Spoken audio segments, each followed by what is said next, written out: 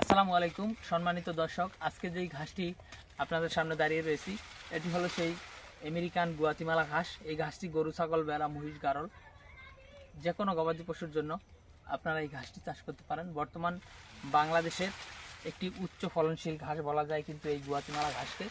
এটি আপনি যে কোনো খামারের জন্য, আপনার যে কোনো খামার হতে পারে, গরু, ছাগল অথবা ভেড়া, মহিষ, গাড়ল যে কোনো গবাদি পশুর জন্য এই ঘাসটি চাষ করতে পারবেন। এটি মূলত হাই প্রোটিনযুক্ত ঘাস প্লাস উচ্চ ক্যালসিয়ামযুক্ত ঘাস প্লাস উচ্চ ফলনশীল ঘাস। এর থেকে বেশি ফলন হয় এমন ঘাস বাংলাদেশে এখনও নাই।